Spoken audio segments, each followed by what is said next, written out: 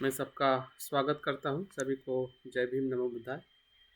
और जिस प्रकार से हम अ, इस कोर्स की हमने शुरुआत की थी, अभी हम बहुत ही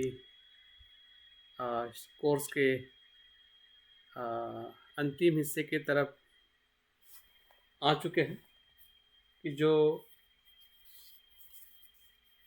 हमारे कोर्स का परिणाम है कि हमने क्या सीखा है और सीख कर हमने क्या अनुभव किया है। तो हमारी शुरुआत 26 जनवरी से हुई थी। दिन भी काफ़ी हमारे लिए महत्वपूर्ण था, जिस दिन हमारा देश को गणतंत्र के रूप में हमने स्वीकार किया था। ऐसे आ, लोकतांत्रिक दिन के उपलक्ष्य में हमने अपने कोर्स की शुरुआत की थी।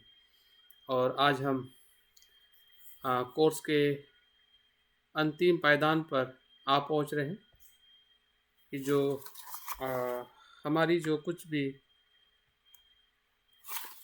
इस कोर्स में सीखने की जो हमारी इच्छा थी कि हमें क्या क्या सीखना है, और जो कंटेंट हमने रखा था उसमें से 95 कंटेंट को हमने इसमें बताने का प्रयास किया है। 5% कंटेंट जो है कि जो आपको पूरी तरह से बताया नहीं है, क्योंकि हमारे पास समय और दिन भी हमें धीरे धीरे कम हो गए हैं, और हमने किसी विषय को 2 या 3 दिन भी हमने ज़्यादा चलाया था, और उसके कारण कुछ कंटेंट हमारा बाकी रह गया है। लेकिन कोई बात नहीं, उस कंटेंट को हम दूसरे आने वाले वर्कशॉप में उसको कोप कर लेंगे, और आज के भी टॉपिक के अंदर उसको हम देखने का प्रयास करेंगे। तो आज का हमारा विषय है वो है बोधिसत्व एवं बुद्ध की त्रिकाया का स्वरूप। बोधिसत्व आइडल, बोधिसत्व आदर्श के बारे में हम काफ़ी परिचित हैं, लेकिन थोड़ा हम बोधिसत्व का जो दूसरा भी पहलू है उसको भी हम देखने वाले हैं। और बुद्ध की त्रिकाया,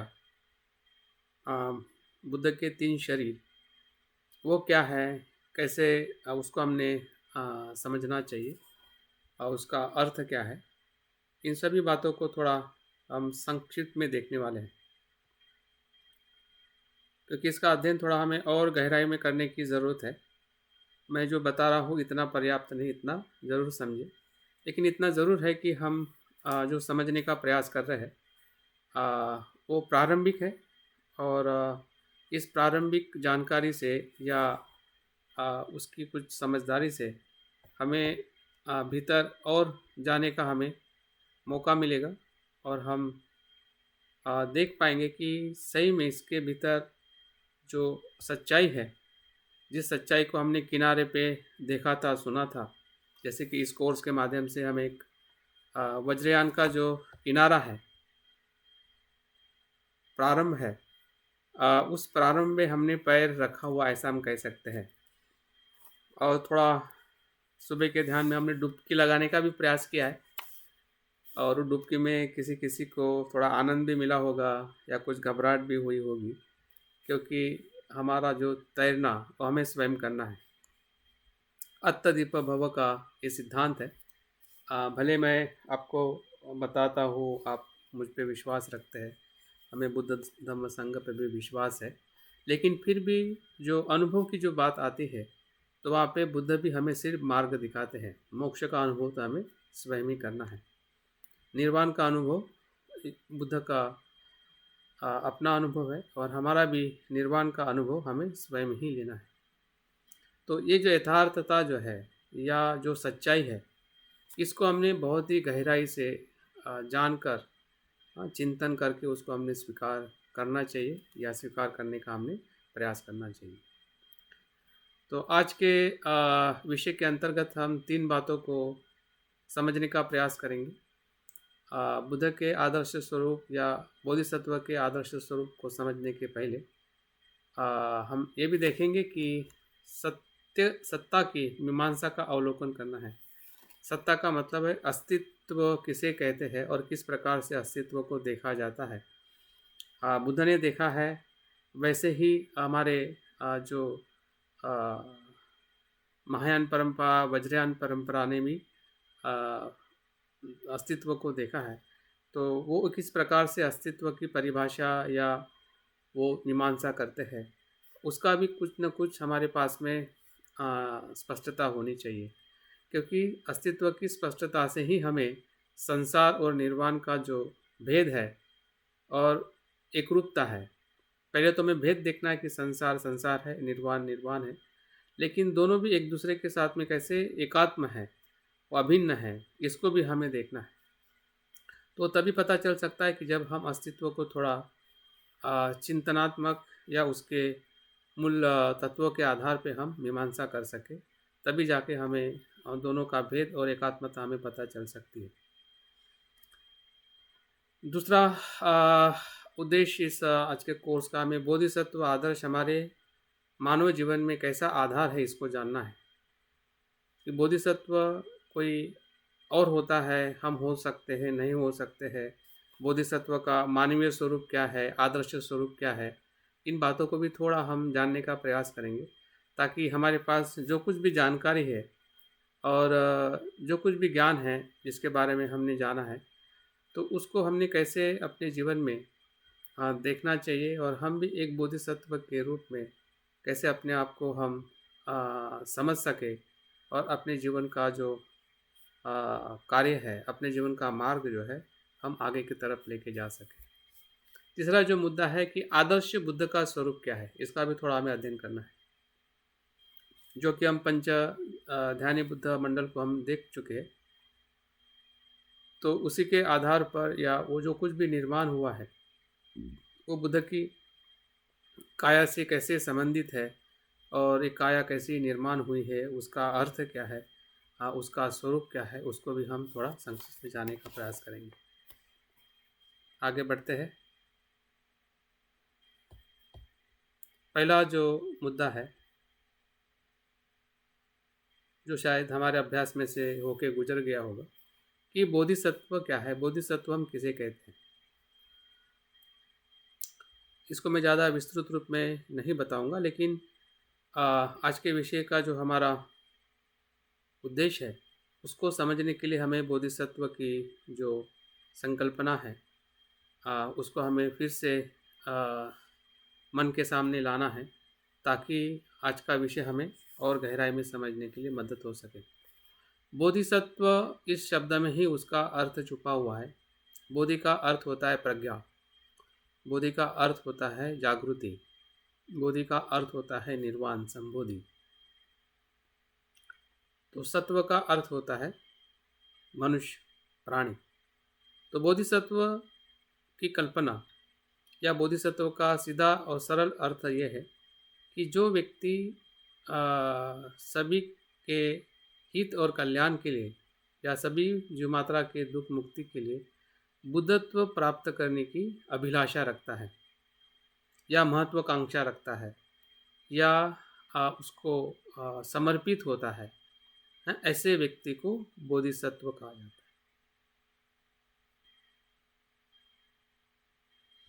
और ये परंपरा का जो विकास अगर हम थोड़ा बुद्ध के जीवन में ही देखते हैं, जिसे हम सिद्धार्थ गौतम कहते हैं, वो उनका इस सिद्धार्थ के जीवन में उनका वो आखिरी जन्म था, जो सुमेध नाम के बोधिसत्व से उनका जो जीवन प्रवास चलते हुए सिद्धार्थ बोधिसत्व के रूप में वो बुद्ध बने।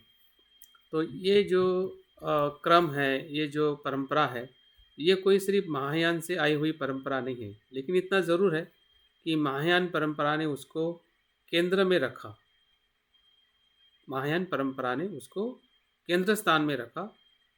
जो स्थान सिद्धार्थ के जीवन में था, या सिद्धार्थ ने जब वो सुमेध थे तभी संकल्प किया था कि मुझे बुद्धत्व प्राप्त करना है। जब दीपंकर बुद्ध के संपर्क में सुमेध बोधिसत्व आए, तो वो अनंत का मार्ग स्वीकार न करते हुए उन्होंने 10 पारमिता का शिक्षा लेकर वो अपने अनेकों जन्मों में एक एक पारमिता पूरी करके बोधिसत्व का आचरण करते हुए सिद्धार्थ के रूप में जब उनका जन्म हुआ और वो बुद्ध बने। तो ये परंपरा कोई हमारे लिए नहीं है। लेकिन जब हम थेरवाद और महायान की जब बात करते हैं तो हमें लगता है कि बोधिसत्व की परंपरा या बोधिसत्व का जो आदर्श है सिर्फ महायान परंपरा से जुड़ा हुआ है। तो उसके भावार्थों को हमें समझना है और बुद्ध के जीवन में या बुद्ध का अगर हम जातक कथा पढ़ते हैं, बुद्ध वंश पढ़ते हैं, चर्या पिटक पढ़ते हैं कि जो सूत्र पिटक का ग्रंथ है, तो उन ग्रंथों के या अनेक बुद्ध के उपदेशों के माध्यम से हमें पता चलता है कि सिद्धार्थ बोधिसत्व कैसे थे और किस प्रकार से उन्होंने अपने पूर्व जीवन को उन्होंने स्वयं ही अपने उपदेशों में बताया है। और हमें इसका भी ज्ञात है कि जब सिद्धार्थ बुद्धत्व प्राप्त करने के पूर्व तैयारी में थे तो मार का विजय जो है वो भी उनके बोधिसत्व के कुशल गुणों को स्मरण करते हुए उन्होंने मार को विजय प्राप्त किया था। तो भूमि स्पर्श मुद्रा या मार विजय जो है ये बुद्ध के पूर्व जन्म के किए हुए कुशल कर्म या पारमिताओं के आचरण का ही वो एक विश्वास था कि मैं बुद्ध होने के लिए पात्र हूँ। मार उसे बुद्ध को सिद्धार्थ को कहता है कि तुम बुद्ध होने के पात्र क्या है, क्या कौन साक्ष्य है कि तुम बुद्ध हो सकते हैं और तुमने पारमिताओं का आचरण किया है। तो ये सभी चीज़ें बोधिसत्व के साथ में जुड़ी हुई है और लेकिन सबसे महत्वपूर्ण है कि उसका भावार्थ है कि सभी जीव मात्र के कल्याण के लिए कोई व्यक्ति बुद्धत्व प्राप्त करने की अभिलाषा संकल्प करता है, उसे ही बोधिसत्व कहा जाता है। तो इस अर्थ से जब हम बोधिसत्व की संकल्पना को देखा है, सुना है, तो उसमें बोधिचित्त का महत्वपूर्ण रोल है।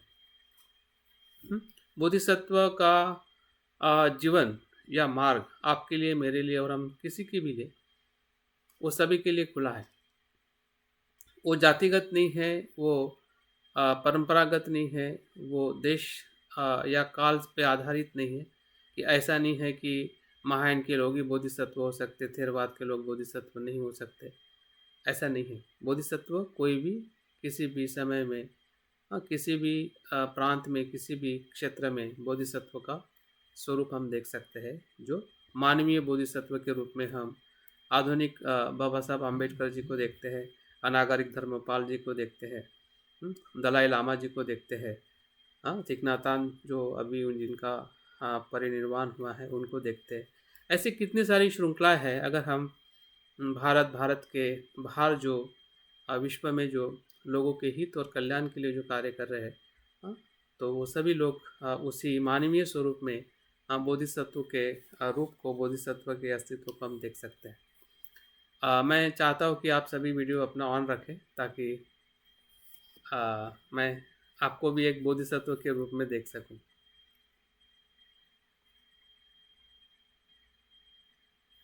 तो बोधिसत्व का जन्म बोधिचित्त से होता है। किसी जाति, धर्म, समय या किसी और सांसारिक अस्तित्व के कारण नहीं, बल्कि बोधिचित्त के कारण। बोधिचित्त जो हमने देखा है और थोड़ा प्रयास भी किया है कि ऐसी भावना सभी के हित और कल्याण की, करुणा की, सभी के दुखों को मुक्त करने की ऐसी जो शुद्ध भावना है वही बोधिचित्त का उद्गम है। और करुणा से जब चित्त किसी भी मनुष्य के जीवन को, समस्या को, दुख को देखकर, जैसे बाबा साहब ने अस्पृश्यता के दुख को देख के अपने पूरे अस्तित्व को समर्पित किया, अपने ज्ञान को समर्पित किया, अपने शरीर को समर्पित किया, अपने परिवार को समर्पित किया, अपने पुत्रों को समर्पित किया, ऐसी कोई चीज़ नहीं थी कि बुद्ध ने, बाबा साहब ने समर्पण नहीं किया है। समर्पण का मतलब त्याग, शांति, शील, समाधि, प्रज्ञा। तो इन सभी पारमिताओं से जब कोई आचरण करता है तो उसके पूर्व भूमिका में बोधिचित्त होता है। बोधिसत्व वही होता है कि जो बोधिचित्त को निर्माण करता है या उत्पन्न करता है, और वो उत्पन्न करने के बाद उस प्रक्रिया से 6 पारमिता का आचरण या 10 पारमिता का आचरण करने के लिए निरंतर प्रयत्नशील रहता है। सिर्फ उत्पन्न होना ही पर्याप्त नहीं, जैसे कि हम ध्यान करते हैं और करुणा का अनुभव करते, इतना पर्याप्त नहीं है, लेकिन वो शुरुआत अति आवश्यक है। उस शुरुआत से ही हम आगे का प्रवास बोधिसत्व का शुरू होता है, जिसे हम 10 पारमिता या 6 पारमिता का आचरण करते हुए उसी बोधिचित्त के आधार पे हम आगे बढ़ते हैं या बोधिसत्व आगे बढ़ता है। बोधिसत्व के जीवन में जब बोधिचित्त निर्माण होता है और अपने पारमिता के आचरण से वो पूर्ण करने का संकल्प करता है। सिद्धार्थ के जीवन में भी हम देख सकते हैं, बाबा साहब के जीवन में भी देख सकते हैं। बाबा साहब के बुद्धायनिक धम्मा में भी हम बोधिसत्व की 4 प्रतिज्ञा आखिरी पेज में हम दिखाई देती है कि बुद्ध किस प्रकार से बाबा साहब बोधिसत्व की प्रतिज्ञा को उसमें वर्णन किया है। तो बोधिसत्व की प्रतिज्ञा ही हमारे बोधिसत्व होने का जो कमिटमेंट है, या हम सही में, या कोई भी व्यक्ति बोधिसत्व होता है जिसको भी हम बाबा साहब के हमारे लिए बहुत ही लाइव एग्जाम्पल है। उसके अलावा अगर हम किसी भी बोधिसत्व के बारे में जानते हैं, पढ़ते हैं, उनके व्यक्तित्व को, उनके जीवन को, तो ये 4 प्रकार की प्रतिज्ञा उनके जीवन में अहम होती है। ये 4 प्रकार की प्रतिज्ञा एक प्रकार की उनकी शक्ति है। कोई करे या ना करे, मैं करूँगा। मैं में ही पूरा विश्व है और विश्व के लिए मैं हूँ। इस मैं में अहंकार नहीं है, इस मैं में सर्वस्व है, सभी का हित और कल्याण है।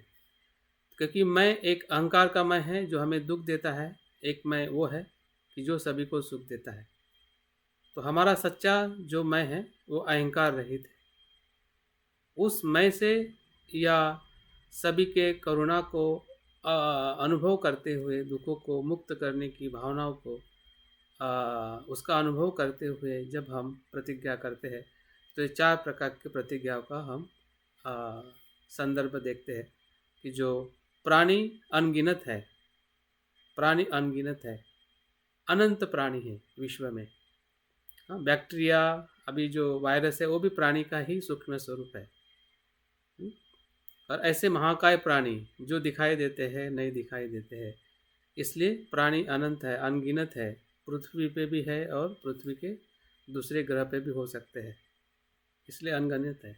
मैं उन्हें मुक्त करने की प्रतिज्ञा करता हूँ, इस भव सागर से मुक्त करने की। मैं उन्हें इस भवसागर से या दुख से मुक्त करने की प्रतिज्ञा करता हूँ। यह पहली प्रतिज्ञा है जो करुणा को पूरी तरह से अभिव्यक्त करती है।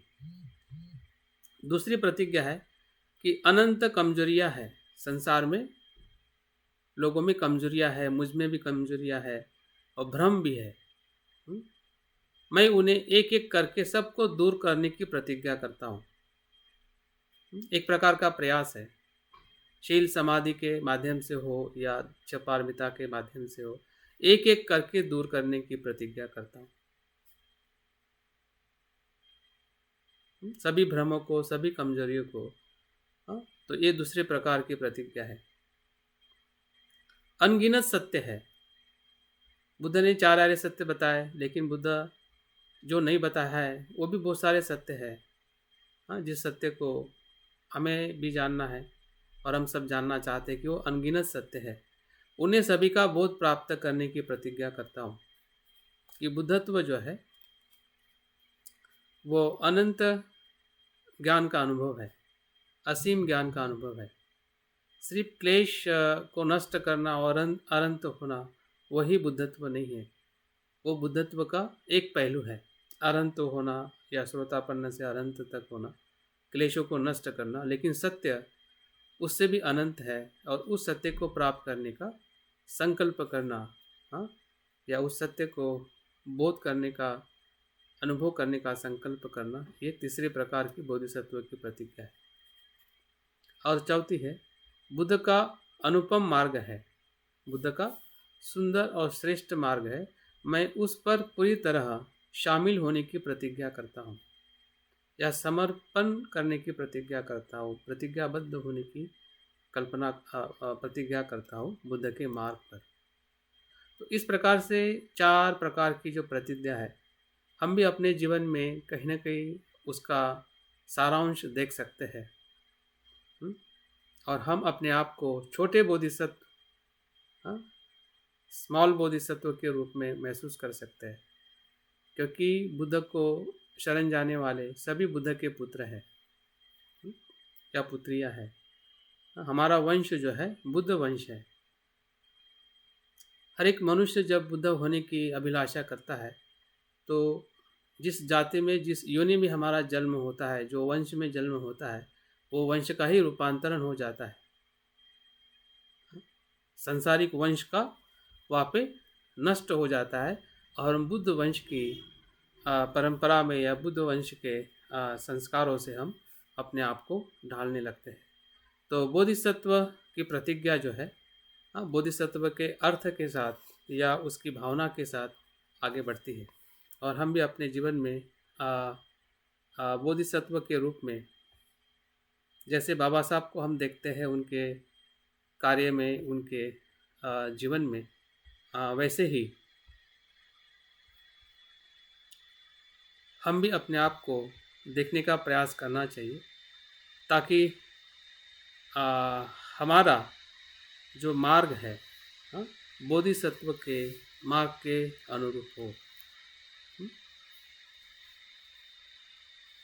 अभी थोड़ा हम और आगे जाते हैं। जब हम प्रतिज्ञा करते हैं और जानते हैं कि इस प्रकार से बोधिसत्व होते हैं, और हमने भी कहीं न कहीं जब से हम बोध बने हैं, तो उसी प्रकार का कहीं न कहीं प्रतिज्ञा, बाबा साहब की 22 प्रतिज्ञा भी उसी में सम्मिलित हो जाती है।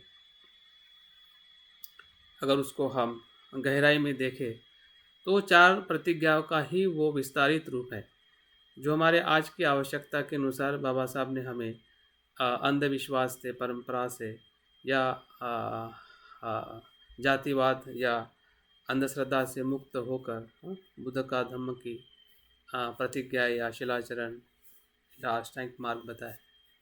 तो ऐसा हमें अलग दिखने के बाद में भी बाबा साहब की 22 प्रतिज्ञा और 4 बोधिसत्व की प्रतिज्ञा, इसका भी हमने संबंध देखना चाहिए, ताकि हमें 22 प्रतिज्ञा में ही 4 प्रतिज्ञा दिखे और 4 प्रतिज्ञा में ही 22 प्रतिज्ञा का हमें दर्शन हो, ताकि हमें कहीं पे भी ऐसी अस्पष्टता ना हो, ये बोधिसत्व का मार्ग अलग है और बाबा साहब का मार्ग अलग है और हमारा मार्ग अलग है। क्योंकि जब हम अलग अलग कंटेंट को पढ़ते हैं, अलग अलग शब्दों को सुनते हैं, तो सामान्य इंसान सहजता से भेद करने लगता है कि वो अलग है, ये अलग है। लेकिन अलग कंटेंट में हो सकता है, लेकिन तत्व का अगर हम अध्ययन करते हैं कि उस तत्व का दर्शन क्या है, बाबा साहब क्या चाहते थे, बाबा साहब इस 22 प्रतिज्ञा से हमें क्या देना चाहते थे। बाबा साहब इस प्रतिज्ञा से हमें सुख और सत्य देना चाहते हैं, हाँ, कि हम सुख से जिए। जो अभी तक हम अस्पृश्यता के अमानवीय दुखों में हम झेलते रहे, हाँ, उस दुखों से मुक्त होकर सुख का एहसास करें, परम शांति का, परम सुख का अनुभव करें और सत्य को साक्षात्कार करें। यही उस प्रतिज्ञाओं का अर्थ है। इस प्रतिज्ञा के साथ थोड़ा और हम आगे बढ़ते हैं तो हमें 10 प्रकार की भूमिया, विशेषता बाबा साहब के ग्रंथ में भी हमें दिखाई देती है। अगर हम धम्म चक्र या बुद्ध का पहला उपदेश, बुद्ध का उपदेश के धम्म चक्र प्रवर्तन के शिक्षा में हम देखते हैं, तो बाबा साहब ने 3 प्रकार से बुद्ध की शिक्षा का उपदेश बताया है। पहले पंचशील बताया है कि जो उपासक के लिए बुद्ध की शिक्षाएं बताई है। दूसरी शिक्षा आर्यष्टांगिक मार्ग बताया है, जो भिक्षुओं के लिए बताया है। और तीसरी प्रकार की बुद्ध की शिक्षा 10 पारमिता, 10 भूमियाँ बताई है बोधिसत्व के आचरण के लिए। तो बुद्ध के शिक्षा में या हम महायान परंपरा देखते हैं, तो बाबा साहब ने भी बुद्धायनिस धम्मा में हमें तीनों मार्गों को वहाँ पे बहुत ही अच्छी तरह से विश्लेषण करके दिया है, ताकि हमारा या बाबा साहब को मानने वाला उपासक है, हाँ, वो बिल्कुल संभ्रमित ना हो। बुद्ध की शिक्षा उपासक के लिए भी है, भिक्षु के लिए भी है, और बोधिसत्व आचरण के लिए भी है। तो उसमें भी दिया हुआ है। और ये जो सूत्र जो है, इसका मूल आधार जो है आवश्यक सूत्र महायान परंपरा का है। उसमें 10 प्रकार की जो भूमियाँ हैं, जिसका मैं ज़्यादा उल्लेख नहीं करूँगा, आप थोड़ा उसको उस ग्रंथ में पढ़ भी सकते हैं, और ये कंटेंट भी मैं आपको शेयर करूँगा। तो ये 10 भूमियाँ पारमिता के साथ में भी जुड़ी हुई है। भूमि का मतलब होता है मन की अवस्था, कि पहले भूमि में क्या होता है जब हम आचरण करते हैं। तो मुदिता हमें आनंद मिलता है जब हम शिलाचरण करते हैं, या नकारात्मकता को हम छोड़ते हैं, कुछ बुराई छोड़ते हैं। जैसे कि आप उदाहरण के तौर पे देखें कि हमारे पैर में अगर कांटा लगा है, या खील लगी है, या कुछ पत्थर लगा है, तो उसको निकालने का जो दुख होता है, और उसके बाद जो सुख होता है, वो आनंद है। क्लेश को या बुराई को छोड़ने का जो शिलाचरण करने का जो आनंद है, वही मुदिता की भूमि है। इसी प्रकार से मुदिता, विमला, दीप्ति, अचिष्मति, हाँ, सदुर्जया, ये सभी नाम जो है, एक हमें समझने में और याद रखने में थोड़ा हमें कठिन लगता है। लेकिन अगर उसके अर्थ के साथ, कि उसका अर्थ क्या है और किस शील के साथ में वो जुड़ा है, तो हमारा, या किस पारमिता के साथ में जुड़ा हुआ है, तो उसको समझना हमारे लिए बहुत ही सरल हो सकता है। और हम अपने आप को भी कभी ना कभी, या कोई ना कोई आचरण में, जब हम शील का आचरण करते हैं, कि हमारा शीलाचरण बहुत शुद्ध होता है, हमारा त्याग या दान बहुत ही शुद्ध होता है, तब हम विमला भूमि में जाते हैं। हमारी शांति है, धैर्य है, जब बढ़ जाता है तो हम दीप्ति अवस्था में आते हैं, और वीर्य बढ़ता है तो हम अचिष्मति जो है उस अवस्था में आते हैं। वीर्य का मतलब हमें पता है कि जो अकुशलता जो भीतर आती है उसको रोकना है, जो अकुशलता भीतर है उसको नष्ट करना है, जो कुशलता का विकास करना है, कुशलता की सुरक्षा करनी है। ये 4 प्रकार के जब हम प्रयत्न कर रहे हैं, या हमें करने का हम प्रयास कर रहे हैं, तो निश्चित ही है कि उस भूमि के आसपास हम पहुंच रहे हैं। क्योंकि इस भूमि का जो वर्णन किया है, हमें ये समझाने के लिए, ताकि हमारा विकास किस गति से हो रहा है, हम उसका स्वयं अवलोकन कर सकें, और हम देख सकें कि हमारी जो मानसिकता है, वो किस प्रकार से एक स्तर से दूसरे स्तर में जा रही है, और एक स्तर दूसरे स्तर को क्या करता है, प्रेरित करता है। जैसे कि पहली स्टेप दूसरी स्टेप को प्रमोट करती है। अगर पहली स्टेप ने दूसरी स्टेप पे आप कैसे जाओगे? तीसरी स्टेप दूसरी स्टेप तीसरी स्टेप को प्रमोट करती है। तो ऐसी हर एक स्टेप जो है, एक दूसरे को सपोर्टिव करते हुए हम ऐसी एक उच्च अवस्था में जाते हैं, जिसे हम बुद्धत्व का अनुभव कहते हैं। और उस अनुभव को हम 10 भूमियों में या 10 अवस्था में, उसके बाद अभिमुखी है, दुर्गंबा है, अचल है, साधुमती है, और धम्ममेगा है।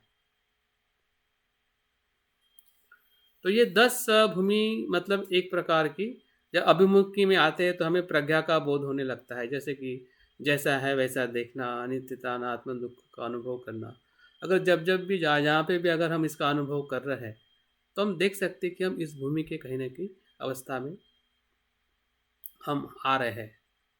ठीक है कि कुछ क्षण के बाद उस अवस्था से हम वापस नीचे भी आ सकते हैं, हाँ, क्योंकि हमारा जो कार्य करने का जो कमिटमेंट है, या संसार और निर्वाण का जो देखने का हमारा नज़रिया है, कभी कभी कमज़ोर भी हो सकता है, रह सकता है।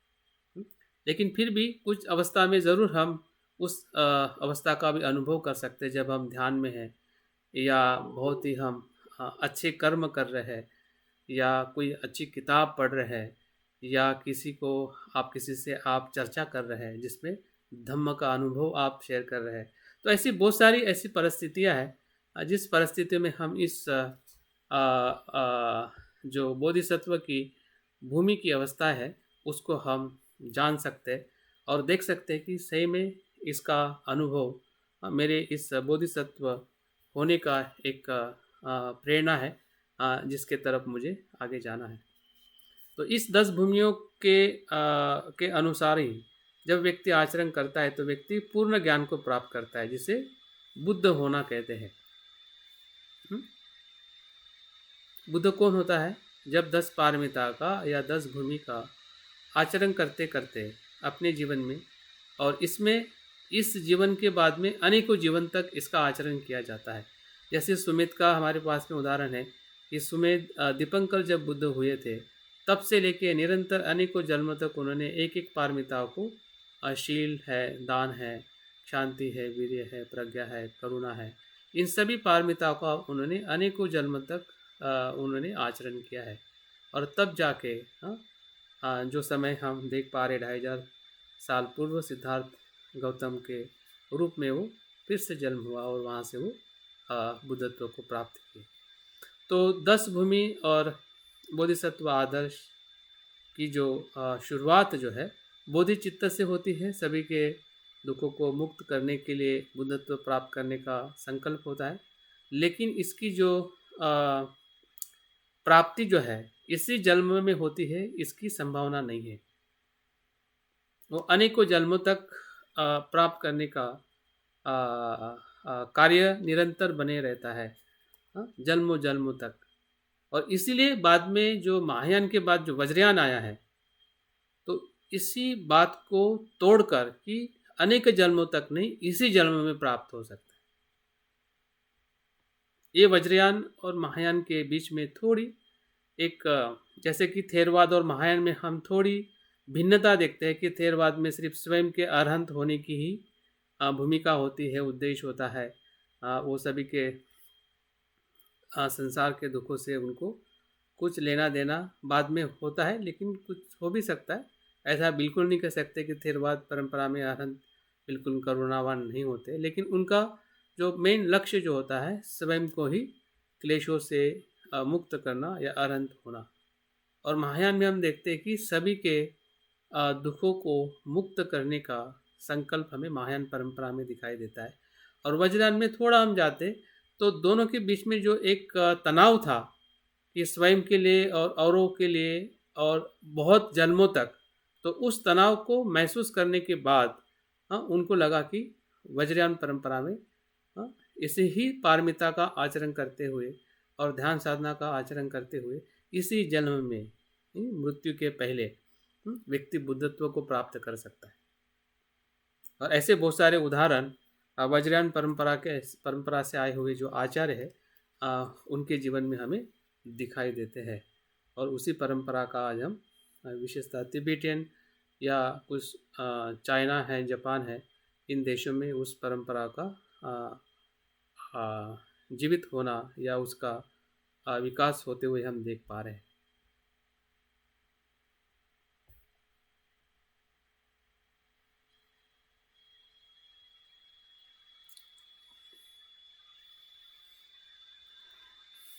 अभी बोधिसत्व के तिब्बतियन परंपरा में, क्योंकि वज्रयान परंपरा जो भारत में 8वीं शताब्दी से लेकर 12वीं शताब्दी तक जीवित थी, लेकिन बाद में यहाँ से पूरी तरह से लुप्त हो गई, साहित्य के रूप में भी और आचरण और बौद्ध धर्म के रूप में भी। लेकिन 8वीं शताब्दी में जब बौद्ध धर्म इस परंपरा को, वज्रयान को भारत से तिब्बत लेके गया, वहाँ पे वो फूली फली। अगर भारत में वो फूली फली होती तो आज जो तिब्बत की परंपरा है, जो आज हम तिब्बतियन बौद्ध धर्म कहते हैं, वो पूरी तरह से भारत में भारत में अस्तित्व में होता। जो नालंदा, तक्षशिला और उदंतपुरी या जो भी हमारे विश्वविद्यालय है, या ये पूरा जो हमारा महाराष्ट्र भी है, महाराष्ट्र में जो अजंता एलोरा की या अजंता की जो गुफाएं हैं, वो सभी गुफाएं यही बताती है कि यहाँ पे वज्रयान परंपरा या महायान परंपरा का भी बहुत बड़ा असर था, या पूरे भारत के हर जगहों पे। तो तिब्बतियन परंपरा में 8 प्रकार के बोधिसत्व को माना जाता है। अभी 8 प्रकार के बोधिसत्व जो शाक्यमुनि बुद्ध के मुख्य बोधिसत्व के रूप में देखा जाता है। ये मतलब शाक्यमुनि बुद्ध के ही विभिन्न जो कार्य है या विभिन्न जो उनकी गुणवत्ता है या विभिन्न उसके पहलू है, जैसे हमने बुद्ध को देखा है 5 प्रकार के, बुद्ध को 5 प्रकार की बुद्ध की प्रज्ञाओं में, उसी प्रकार से बोधिसत्व भी निर्माण हुए हैं। लेकिन इसमें हमें 2 बातें याद रखनी है। बुद्ध पंचध्यानी बुद्ध मंडल में हो या बोधिसत्व के विभिन्न रूप में, कि मानवीय बोधिसत्व और आदर्श बोधिसत्व, मानवीय बुद्ध और आदर्श बुद्ध। हाँ, तो मानवीय बुद्ध के और आदर्श बोधिसत्व और आदर्श बोधिसत्व और मानवीय बोधिसत्व में क्या फ़र्क है? 2 बातों का फ़र्क है। मानवीय जो बोधिसत्व होते हैं या आते हैं, उनका शारीरिक जन्म होता है, उनका मानवीय रूप होता है, और उस मानवीय रूप में वो बोधिचित्त को निर्माण करते हुए, पारमिता का आचरण करते हुए वो अपना जीवन जो है जन्म से लेकर मृत्यु तक यापन करते हैं भौतिक रूप में। तो ऐसे सभी बोधिसत्व, अगर हम सिद्धार्थ गौतम को देखते हैं तो वो भी मानवीय सिद्धार्थ गौतम थे, बाद में बुद्ध बने। उसके बाद में अगर महायान परंपराओं को अगर हम वहाँ से आते हुए हम देखते हैं, नागार्जुन असंग है, वसुबंधु है, या शांतिदेव आचार्य है, या जितने भी उस समय के गुरु रहे हैं, वो उस अवस्था को या उस स्थिति को प्राप्त किए हुए ही लोग रहे हैं, क्योंकि उनके कार्य को देखते हुए, उनके साहित्य को देखते हुए, उनके योगदान को देखते हुए, उनकी जो पारमिता है उनको देखते हुए, उनका बोधिसत्व के रूप में पूरी तरह से स्वीकार किया जाता है, और हमने स्वीकार भी करना चाहिए। भले उनके बारे में हमें बहुत कभी कभी किसी बोधिसत्व के बारे में बहुत कम जानकारी मिलती है, लेकिन उनका कंट्रीब्यूशन ज़रूर रहा है, और उसका प्रमाण भी हमें जो चाइना से आए हुए जो 3 प्रवासी हैं उनके डायरी में से पूरी तरह से मिलता है कि भारत में बौद्ध धर्म किस प्रकार से फूल फल रहा था 12वीं शताब्दी तक। तो ऐसा बिल्कुल नहीं कि हमें सिर्फ सुनने पढ़ने में आता है, लेकिन उसके बहुत सारे एविडेंस भी हमें साहित्य में हो या प्रतिमा में हो या चित्रकला में हो, बहुत सारी जगहों में उसका वर्णन हमें मिलता है।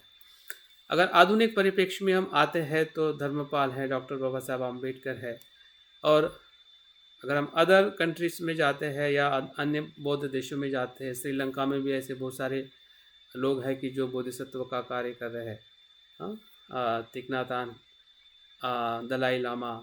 दलाई लामा की परंपरा ही करुणा से निर्माण हुई है, जिसको कहते हैं कि बुद्ध के वो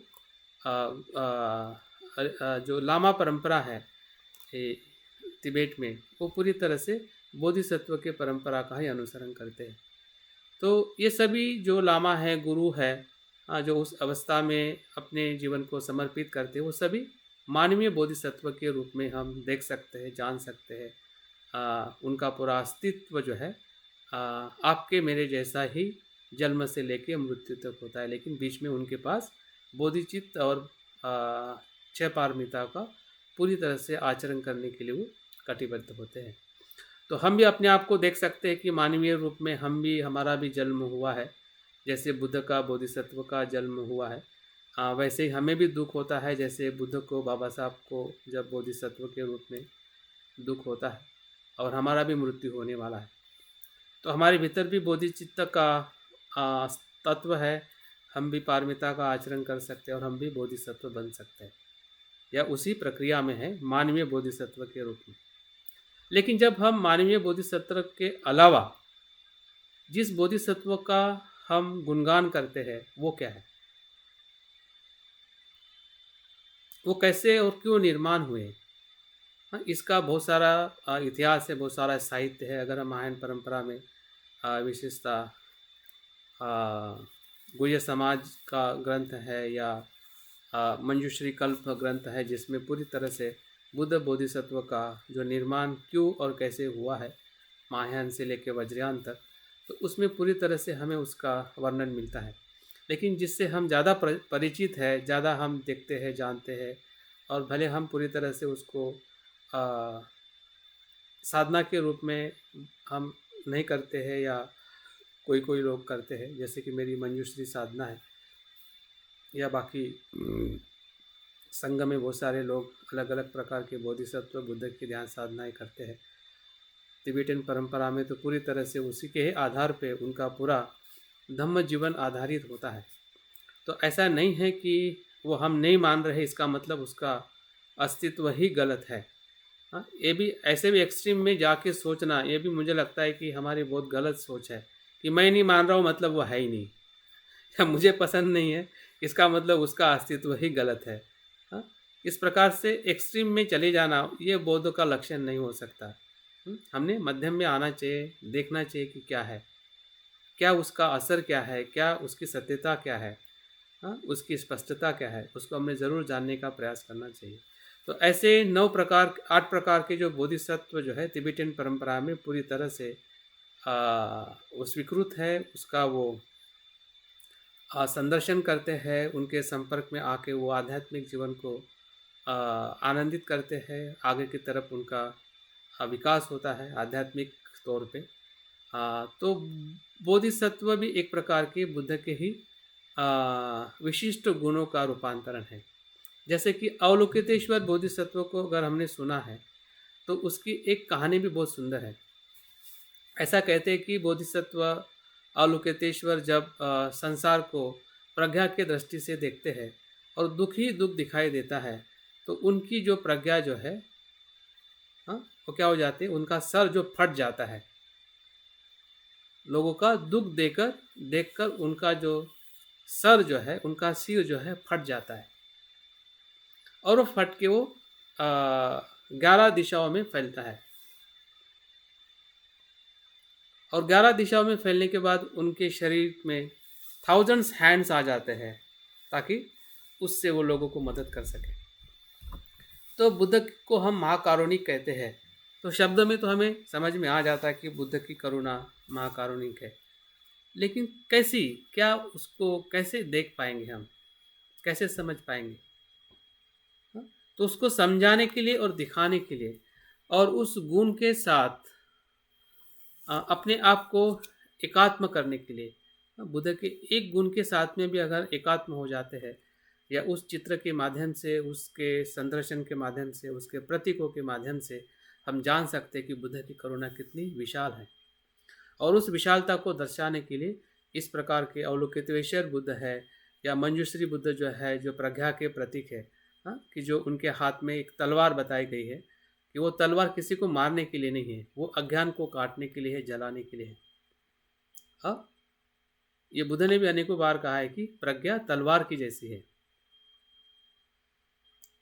तो जो कुछ शस्त्र के रूप में हमें दिखता है, तो वो क्या है, क्यों है, उसको भी हमें जानना चाहिए, ताकि उसके प्रति हमारे जो संभ्रम है वो दूर हो सके। पहले हम उसका संदर्शन करें, उसको माने ना माने, लेकिन जो लोग भी उसका कर रहे हैं, उसका संदर्शन कर रहे हैं, ऐसे लोग जब हमें मिलते हैं, तो हमें उनके प्रति ऐसी दुर्भावना नहीं होनी चाहिए कि तुम उस प्रकार से बौद्ध धर्म आचरण नहीं कर रहे कि जो बाबा साहब ने या बुद्ध ने बताया है।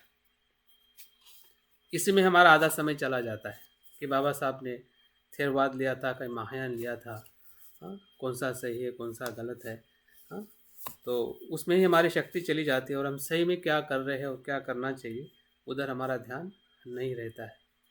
तो ये बुद्ध की जो अज्ञान को नष्ट करने की प्रज्ञा का प्रतीक है, और दूसरे हाथ में कमल पुष्प में प्रज्ञा पारमिता सूत्र का ग्रंथ है, जो प्रज्ञा पारमिता शून्यता का बोध दिलाता है। तो इस प्रकार से मंजूश्री एक प्रकार की प्रज्ञा को, बुद्ध की प्रज्ञा को अभिव्यक्त करने का रूप है, या एक रूपांतरण है। वैसे ही वज्रपाणी बुद्ध के वीर्य को, वीर्य या शक्ति जो है, बुद्ध की शक्ति जो है, इस गुणों को अभिव्यक्त करने के लिए है। तो ये 3 बोधिसत्व तो बहुत ही कॉमन है पूरे एशियन जितने भी बुद्धिस्ट कंट्री है। जहाँ पे भी आप देखोगे तो बुद्ध के साथ ये 3 प्रकार के बोधिसत्व हमें हमेशा दिखाई देते हैं कि ये बुद्ध की तीनों क्वालिटीज़ है। बुद्ध के पास प्रज्ञा भी है, बुद्ध के पास करुणा भी है, बुद्ध के पास में वीर्य भी है। हाँ, वीर्य का मतलब निरंतर प्रयास करना। हमने देखा है कि बुद्ध ने बुद्धत्व प्राप्त करने के बाद 45 साल तक निरंतर वो प्रयास करते रहे। तो वो उनका वीर्य है, शक्ति है।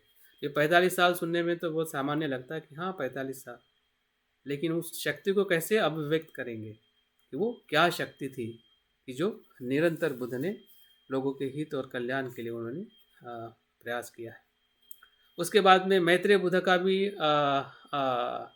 संदर्भ हमें मिलता है कि जो आने वाले बुद्ध जो है, हाँ, उस रूप में वो मैत्रेय बोधिसत्व का भी संदर्भ मिलता है। क्षिति गर्भ जो है वो नरक के लोगों को मदद करते हैं। काफ़ी बार अगर हम बाबा साहब की तुलना करते हैं कि हम नरक की अवस्था में थे, नरक की अवस्था में बोधिसत्व आके उस नरक की, जिसे नरक की अवस्था का मतलब निराशवादी, हताश, ऐसे मन की अवस्था, ऐसे लोगों को मदद करने का जो भाव जो है बुद्ध का, वो क्षिति गर्भ बुद्ध से प्रकाशित होता है। आकाश गर्भ बुद्ध उससे विपरीत है कि जो आकाश में जो देवलोग है उनके साथ उसका संबंध है।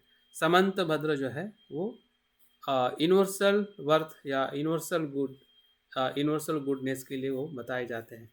तो इस प्रकार से जो 8 बोधिसत्व की जो परंपरा है, ये सभी अमानवीय बोधिसत्व है। अमानवीय का मतलब है आइडियल, आदर्श।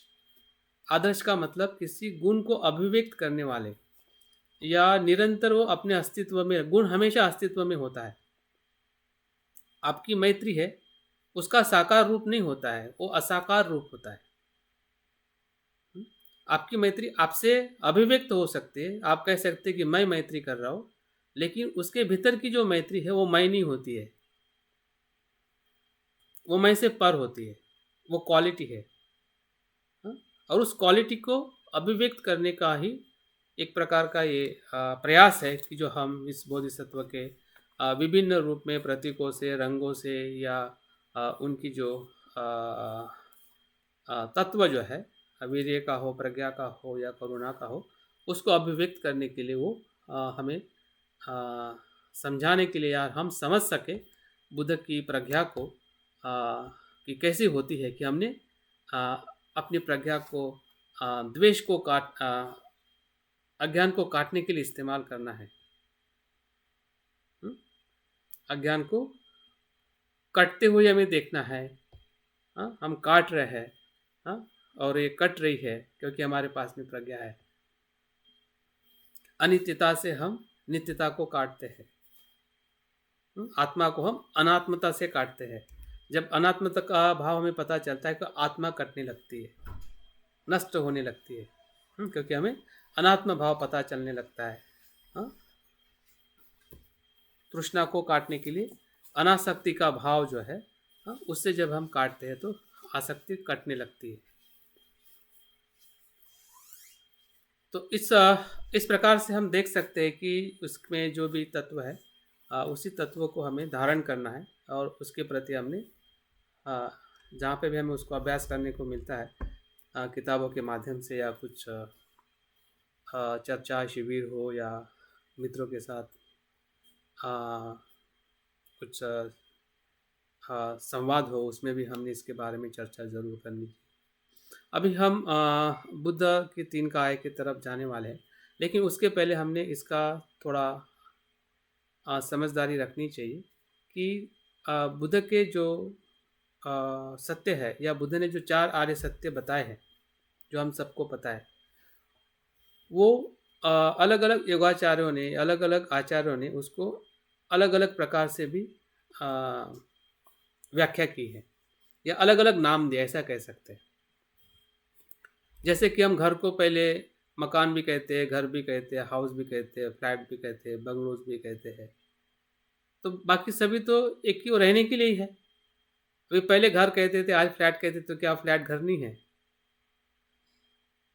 तो जो 4 आर्य सत्य जो हमें पता है बुद्ध ने कहे है, लेकिन उसके बाद के आचार्यों ने अगर उसको व्यवहारिक सत्य का है, पारमार्थिक सत्य का है, तो क्या वो चार आर्य सत्य का हिस्सा नहीं है? बिल्कुल है। और इस प्रकार से जब हम देखते हैं कि सत्य की मीमांसा का आ, आ, अर्थ ही है कि अस्तित्व का दर्शन करना। पूरे बुद्धिज्म में अगर हमें क्या सीखना है, हमें क्या सीखना है? सत्य को जैसा है वैसा देखना सीखना है, और कुछ नहीं। और सत्य क्या है? एक सापेक्ष सत्य है, एक निरपेक्ष सत्य है, या चार आर्य सत्य को समझना है। अगर हम बुद्ध के चार आर्य सत्य को, और उसी को प्रज्ञा कही गई है। अविद्या क्या मतलब? जो चार आर्य सत्य को नहीं जानता है वो अविद्या है, और जो चार आर्य सत्य को जानता है वो प्रज्ञा है। और बौद्ध धर्म किसी भी आप जगह से उठा लीजिए, किसी सूत्र से ले लीजिए, सूत्र से ले लीजिए, थेरवाद से ले, महायान से ले, बाबा साहब से लीजिए, या किसी भी साहित्य से लीजिए, उसका अगर कंटेंट और सत्य बता रहा है और आपको पता है कि हाँ मुझे यही ढूंढना है, इसका एब्स्ट्रैक्ट यही है, हाँ, और उसको अगर आपको उसके आसपास लेके जा रहा है, तो वो सत्य, वो शिक्षा बुद्ध की वाणी है, या बुद्ध का ही धम्म है जो हमें सत्य के समीप लेके जाता है।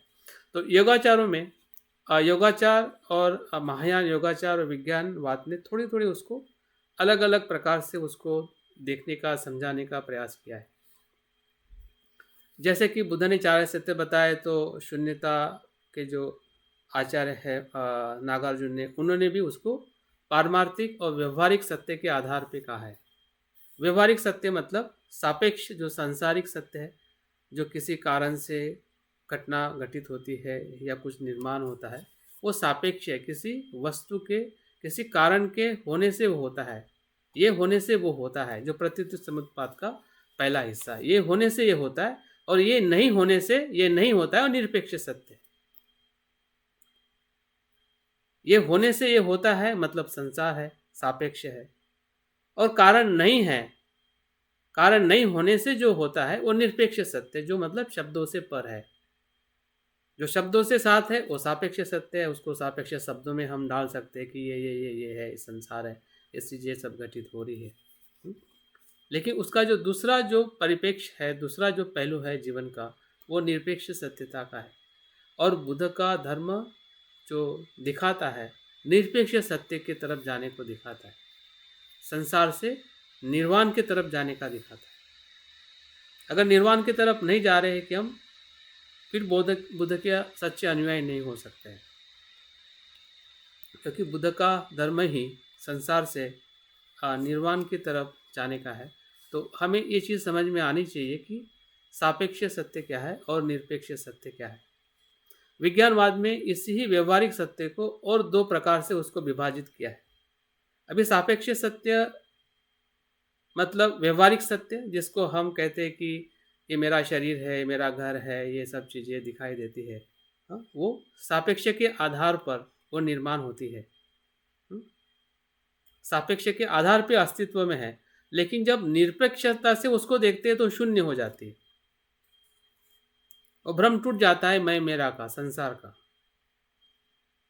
जैसे कि उदाहरण के तौर पे, जब एक बालक को एक खिलौना जीवन लगता है, लेकिन उसी खिलौने को जब वयस्क देखता है, जैसे कि हम बड़े होकर जब उस खिलौने को देखते हैं, तो खिलौना वैसा हमें दिखाई नहीं देता है जैसा एक बालक को दिखाई देता है। वैसे ही बुद्ध जो निरपेक्ष सत्यता से जो संसार को देखते हैं, हाँ, तो वो एक भ्रम दिखाई देता है, आत्मा भ्रम दिखाई देता है, नित्यता भ्रम दिखाई देती है, हाँ। तो उस सत्य को पाना मतलब बुद्ध का परम लक्ष्य है, या बुद्ध की शिक्षा का वो आधार है। लेकिन वहाँ पे पहुँचने के पहले हमें ये पता होना चाहिए कि भ्रम क्या है, अज्ञान क्या है, संसार क्या है, संसार में हम किस प्रकार से भ्रम में देखते हैं। तो विज्ञानवादियों ने व्यवहारिक सत्य को भी और दो प्रकार से उसको विभाजित किया है। वो है पहला जो है परिकल्पित सत्य और परतंत्र सत्य। जो परकल्पित सत्य जो है वो पूरी तरह से भ्रांति के कारण निर्माण हुआ है। जैसे कि आपके आंखों में अगर मोती बिंदु है और मोती बिंदु होने के कारण हम वस्तु को सही तरीके से देख नहीं रहे, वो भ्रांति है। हाँ, उस प्रकार से जब हम सत्य को देखते हैं, उस प्रकार से अस्तित्व को देखते हैं, तो वो परिकल्पित है। उदाहरण के तौर पे और उन्होंने बताया है कि जैसे किसी हम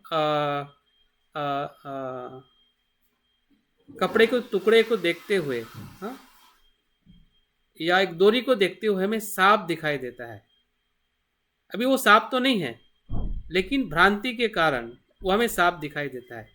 जैसे कि दूर से हम किसी व्यक्ति को देखते हैं, जैसे कि अंधेरे में जाते हैं और हमें कुछ सुना होता है कि यहाँ पे भूत होता है, हाँ, तो भूत की जो भ्रांति हमारे मन में जो आती है, उस भूत के भ्रांति से ही हम वहाँ पे भूत होने का एहसास होता है।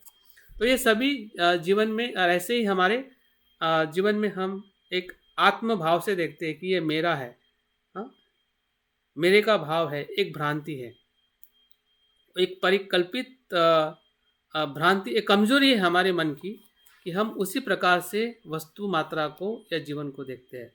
और आजकल न्यूरो साइंस और न्यूरोलॉजी में या जो ब्रेन का जो साइंस जो है, उसमें भी बताया जाता है कि हमारा ब्रेन जो है, हमारा जो मस्तिष्क जो है, भ्रांति पूर्वक ही देखता है, उसका वो स्वभाव है। तो जिस प्रकार से बुद्ध ने और हमारे बौद्ध आचार्यों ने कहा है कि भ्रांति से देखने का मतलब क्या है, तो आज न्यूरो साइंटिस्ट ने भी यही कहा है कि हमारा ब्रेन जो है भ्रांति पूर्वक देखता है, भ्रांति से ही ज्ञान को प्राप्त करता है। लेकिन जब उसका हम विश्लेषण करते हैं, एनालिसिस करते हैं, उसका अवलोकन करते हैं, उसका परीक्षण करते हैं, तब जाके वो भ्रांति टूटने लगती है। पूरे वैज्ञानिक जगत में जो भी रिसर्च हुआ है, इसी भ्रांति को तोड़ते तोड़ते तोड़ते तोड़ते आज हम साइंस और टेक्नोलॉजी के युग में आ गए हैं। पहले कहा जाता था कि पृथ्वी के बाजू में सूर्य घूमता है, या पृथ्वी सपाट है, पृथ्वी का जो अणु जो है वो अंतिम है, वो टूटता नहीं है। हाँ, तो साइंस ने क्या किया, उसको तोड़ के देखा तो एटॉमिक एनर्जी बन गई, उसको और तोड़ा अणु को तो फिर पार्टिकल्स बन गए, उसको फिर से और तोड़ा तो क्वांटम बन गए। तो जब अणु को नित्य देखा तो भ्रांति थी, जो उनकी जो सोच, मनुष्य की जो सोच है देखने की, वो भ्रांति पूर्वक है। परिकल्पित वस्तुओं को देखना, हाँ, वो मनुष्य का नैसर्गिक और कमजोर स्वभाव है। नैसर्गिक भी है और कमजोरी भी है। इसको हमें समझ में आना चाहिए। अगर ये समझ में आया तो उसके ऊपर उठने का भी अस्तित्व क्या है कि जब हम उसी घटना को कार्यकारण भाव से देखते हैं, हाँ, कोई भी घटना बिन कारण से उत्पन्न नहीं होती है, प्रत्युत्तर समुत्पाद से देखते हैं। हाँ, जैसे कि हम जो चीज़ है जैसी है वैसी देखते हैं, उसके कारण के साथ देखते हैं। अगर हमारा जीवन है तो जीवन इसलिए है क्योंकि 5 तत्व है या 4 घटक है और चेतना है, इसलिए जीवन है। पहले हम ऐसा देखते थे कि मेरा जीवन किसी और ने बनाया है, ये कहाँ से बना है हमें पता नहीं है, कोई इसका क्रिएटर है, कोई मेरे भीतर आत्मा है, कोई बाहर आत्मा है। ये सब भ्रांतियों से निर्माण हुआ सत्य है। जाति, परंपरा, भेद की सभी परंपराएं जो हमने क्लिष्ट मनोविज्ञान में देखा था, वो क्लिष्ट मनोविज्ञान की ही ये सभी प्रवृत्ति है और सभी के मन में है। इवन कोई वैज्ञानिक भी होगा और उसके मन में भी अगर आत्मा का भाव होगा तो वो सत्ता को, वो जीवन को परिकल्पित सत्य से ही देख रहा है, परिकल्पित मन से ही देख रहा है। भले वो वैज्ञानिक हो, जरूरी नहीं कि उसका वो भ्रांति टूट गई हो उस संदर्भ में, जीवन को देखने के संदर्भ में। हाँ, विषय जो उसका अभ्यास है उसमें वो पूरी तरह से देखता होगा, लेकिन जब जीवन की बात आती है, हाँ, तो हो सकता है कि वो जीवन को उस परिप्रेक्ष्य में नहीं देख रहा हो, परतंत्र के अर्थ में नहीं देख रहा होगा कि कोई भी अस्तित्व है, कि वो भौतिक बाहर का अस्तित्व है या भीतर का अस्तित्व है, सभी परतंत्र है, सापेक्ष है। किसी कारण से ही उत्पन्न होता है, भले वो मन का विचार हो, मन की भावना हो या बाहर का संसार हो, पार्टिकल से लेके पूरा यूनिवर्सल गैलेक्सिक्स तक। कोई भी अस्तित्व अपने आप में स्वतंत्र नहीं है या किसी को कोई चलाता नहीं है। हाँ, तो परिकल्पित सत्ता और परतंत्र सत्ता, ये दोनों सत्ताएं जो है ये व्यवहारिक सत्य है। और तीसरा जो सत्य जो है वो परिनिष्पन्न है। ये परिनिष्पन्न सत्य किसका है? जो श्रोतापन्न से अरहंत या बोधिसत्व या बुद्ध होते हैं, वो इस सत्य को देखते हैं। अब देखिए, हम किस सत्य से देख रहे हैं? एक तो परिकल्पित सत्य से देख रहे हैं, या परिकल्पित सत्य को अगर हम थोड़ा तोड़ रहे हैं तो हम परतंत्र सत्य, सापेक्ष सत्य में देख रहे हैं अपने आप को या अस्तित्व को। अभी इसी ही सत्य को देखते देखते जब हम परिनिष्पन्न सत्य से देखते, शून्यता भाव से देखते हैं, या पूरी तरह से अनासक्त भाव से किसी अस्तित्व को देखते हैं अपने भीतर, मैं को, शरीर को या पूरे संसार को, तो वो परिनिष्पन्न सत्य है, आर्य सत्य है। जो आर्य लोग जो देखते हैं, या श्रोतापन्न से लेके अनंत या जो भी वो सभी मनुष्य है, उन लोगों की देखने की दृष्टि जो है वो परिनिष्पन्न सत्ता है। बुद्ध जो संसार को देखते हैं, बोधिसत्व जो संसार को देखते हैं, वो परिनिष्पन्न सत्य से देखते हैं। और यहाँ पे जो बुद्ध के रूप को हम देखने वाले हैं, वो परिनिष्पन्न सत्य से आए हुए बुद्ध है, जो बुद्ध रूप है। उस सत्य को समझाने के लिए ये बोधिसत्व या बुद्ध की आदर्श कल्पना की गई है। परिकल्पित परिनिष्पन्न सत्य है, वो तो हमारे जीवन में पहले से ही मौजूद है, जिसमें हम एक सामान्य पुद्गल, सामान्य मनुष्य के तौर पे हम संसार में हम अज्ञान के कारण हम जी रहे हैं। लेकिन जब हम इस अज्ञान को देखते हैं, उसको हम नष्ट करते हैं, तोड़ते हैं, और तोड़ने के लिए हमें किसी ऐसे शस्त्र की ज़रूरत है कि ये जो हमारा परिकल्पित और परतंत्र जो सत्य जो है, उसको हम तोड़ के भेद के भीतर जो सत्य जो है, परिनिष्पन्न सत्य है, उसको हम अनुभव कर सके। और इसलिए हमें बुद्ध की ज़रूरत है। इसलिए हम बुद्धं शरणं गच्छामि कहते हैं। और बुद्धं शरणं गच्छामि का अर्थ सिर्फ नहीं है कि सिर्फ वंदन करके, बुद्ध को देख के वंदन करना। परिनिष्पन्न सत्य को अनुभव करना या उसके प्रभाव में आना। शरण गमन मतलब उसके प्रभाव में आना, परिणाम होना बुद्ध का हमारे ऊपर। अगर परिणाम और प्रहार नहीं होता है तो समझ जाए कि हमारा शरण गमन सफल नहीं है। परिणाम होना चाहिए। हमें परिकल्पित सत्य की जो सत्ता की जो भ्रांति है वो टूटते हुए देखनी चाहिए, और अस्तित्व को कार्य कारण भाव से स्वीकार करने का हमारा मन होना चाहिए, या उधर हमने अनुभव करना चाहिए, और उसको भी निरपेक्ष सत्यता में भी अनुभव करना चाहिए कि वो भी अंतिमता शून्य है, जिसे मैं देख रहा हूँ। क्योंकि अगर सत्य जो है वो निर्वाण है, परमार्थ है, जो शून्यता या शब्द से पर है, ऐसा सत्य है।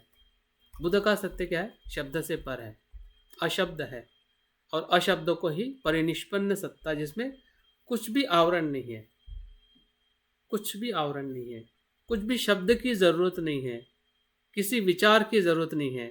जैसे कि सांस का आना और जाना और उस स्पर्श किसी विचार की ज़रूरत है क्या? स्वाद को लेना किसी विचार की ज़रूरत है क्या? जैसा आपके जीभ पे चीज़ आती है तो स्वाद आप अपने आप अनुभव होता है।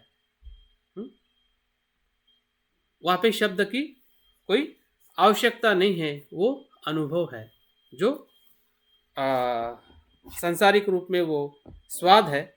लेकिन उसी स्वाद को जब हम एक निरपेक्ष भाव से देखते हैं तो वही निर्वाण का अनुभव भी हम देख पाते, जब उसमें आसक्ति नहीं होती है। उसी स्वाद में जब आसक्ति नहीं होती है, और जब आप उसको नाम नहीं देते हैं कि ये अच्छा है या बुरा है, या मेरा है या मुझे पसंद नहीं है, ऐसे शब्दों से जब उसको हम साकारते नहीं है तो वो निराकार अनुभव होता है, भले हमारा श्वास का हो या भले हमारे स्वाद का या हमारे शरीर और मन का। तो इसलिए ही इसे ही जीवन के अंदर जो हो सत्यता का अनुभव जो है, जो निरपेक्ष सत्य का अनुभव लेना ही आ, बुद्ध की शिक्षा का परम लक्ष्य है। और उसी के आधार पर हमें बुद्ध की जो त्रिकाया है उसका विकास होते हुए दिखाई देती है। इसमें भी हम महायान और वज्रयान में थोड़ा अलग अलग काया का एडिंग हुआ है। जैसे कि हम बुद्ध के समय में जाते हैं या थोड़ा थेरवाद परंपरा का जो विकास होते हुए दिखते हैं, तो उसमें भी हमें बुद्ध की काया को एक अलग अलग स्वरूप या उसी स्वरूप से आया हुआ महान स्वरूप हमें दिखाई देता है। इसका कनेक्शन है, ऐसा बिल्कुल नहीं कि ये सिर्फ महायान से अपने आप निर्माण हुआ है। बुद्ध स्वयं ही कहते हैं कि जो धम्म को देखता है वो बुद्ध को देखता है, या जो बुद्ध को देखता है वो धम्म को देखता है। वो क्या है? वो तो बुद्ध की दो काया हो गई ना। बुद्ध उस समय अस्तित्व में थे। जो लोग बुद्ध को देखते थे, हाँ, तब उसको कहा गया कि भाई तू बुद्ध को देखता है तो धम्म को देखना चाहिए, तब तुम बुद्ध को देख सकते हैं। या मेरे शरीर को देखोगे कि जो गंदगी से भरा हुआ है, जो अनित्य है, हाँ, और उस शरीर में अगर तुम धम्म नहीं देखते तो बुद्ध का जो रूप जो है वो आपको कुछ नहीं देगा। बुद्ध और एक जगह पे कहते हैं कि जो प्रतित्व समुत्पाद को देखता है वो धम्म को देखता है, और जो धम्म को देखता है वो बुद्ध को देखता है। तो ये प्रतित्व समुत्पाद के साथ धम्म जुड़ा हुआ है और धम्म के साथ बुद्ध जुड़ा हुआ है। तो इस प्रकार से देखा जाए तो उस समय ही कहीं ना कहीं बुद्ध के संदेश में या बुद्ध के उपदेश में ही इस प्रकार के अलग अलग स्वरूप जो है काया के दिखाई देते हैं। अभी यहाँ पे हमने खास ध्यान रखना चाहिए, काया को हम एक ही शब्द में ज़्यादातर अनुभव करते हैं। काया मतलब शरीर, काया मतलब बॉडी, ठीक है। काया मतलब बॉडी, काया मतलब शरीर, जो हमारी काया है या और किसी की काया है या बुद्ध की काया है, सिद्धार्थ बुद्ध की, जो 32 लक्षणों से और 80 अनुलक्षणों से वो पूरी तरह से संपन्न थी, ऐसी बुद्ध की काया थी। लेकिन हमने बुद्ध की काया या काया शब्द को हमने और दो पहलू से देखना चाहिए, जो विशेषता बौद्ध धर्म में उसका उल्लेख किया गया है। तो शारीरिक रूप की तो काया है, वो तो है ही, उसको तो हमने देखना चाहिए और मानना भी चाहिए। लेकिन और एक काया है जिसको विज्ञान की काया कहते हैं, मन की काया, मनोकाया, जो मन निर्माण करता है वो काया। और तीसरी काया है प्रज्ञा से निर्माण होने वाली काया, ये भी काया है। मतलब काया का मतलब सिर्फ बॉडी के अर्थ पे देखोगे तो हम संभ्रमित हो जाएंगे कि ऐसा कैसा हो सकता है। काया तो इसी को कहते हैं, क्योंकि काया अगर उसके साथ में जुड़ जाता है तो हमें लगता है कि यही इसी काया की बात हो रही है। ऐसा नहीं है, उसमें मनोकाया की भी बात हो रही है और प्रज्ञा काया की भी बात होती है। जब हम बुद्ध की काया कह रहे हैं, हम आपकी और मेरी काया, जब हम बुद्ध काया होती है तो हमारी भी ऐसे ही काया होती है, क्योंकि हमारे पास में भी यही काया है। कुछ सुप्त है, कुछ जागृत है। जागृत कैसी है कि हम शरीर धारण किए हुए, इसलिए हमारे पास निर्माण काया है। जो बुद्ध के पास निर्माण काया थी जन्म से लेकर मृत्यु तक, उनकी काया और हमारे काया में क्या फर्क है? जो दुख उनको होता है वही दुख हमें होता है। वो भी बूढ़े हुए थे, हम भी बूढ़े होने वाले हैं, हमारा भी मृत्यु। निर्माण काया तो एक जैसी ही है। अभी रही मनोकाया और प्रज्ञा काया, इस काया को हमें ढूंढना है हमारे भीतर। तो बुद्ध की काया को हम समझेंगे तो हमारी भी काया हमें दिखाई देगी। बुद्ध क्या हमारे आईना है, दर्पण है, इसलिए तो हम शरण जाते हैं बुद्ध को। नहीं तो बुद्ध को शरण जाने का क्या मतलब? तो बुद्ध को इसलिए शरण जा रहे हैं कि कुछ ना कुछ हमें फील हो रहा है कि मेरे दुख का समाधान यहाँ पे है। बाबा साहब ने कहा है, इसलिए एक अर्थ हो सकता है क्योंकि उनके हम अनुयायी हैं उनकी प्रेरणा है। लेकिन वही एक कारण अगर हम माने तो हम सच्चे बौद्ध नहीं हो सकते, जो मुझे लगता है, जो मेरा अनुभव था या है। साथ साथ में हमने अपने अनुभव को भी देखना चाहिए कि मुझे बुद्ध क्यों पसंद है, मैं क्यों बुद्ध की शरण जाना चाहता हूँ, मुझे क्यों बुद्ध बनना है, मेरा क्या दुख है, मेरी क्या समस्या है। और इससे अगर हम बुद्ध को शरण जाने के लिए प्रयास करते हैं तो बाबा साहब ने दिया हुआ धम्म जो है वो गहराई में हमें समझ में आ सकता है। अगर हम वहीं तक रुके तो ऐसा ही होगा कि बुद्ध ने कहा कि उंगली दिखा के आगे जाओ, और हमने उंगली को ही पकड़ लिया।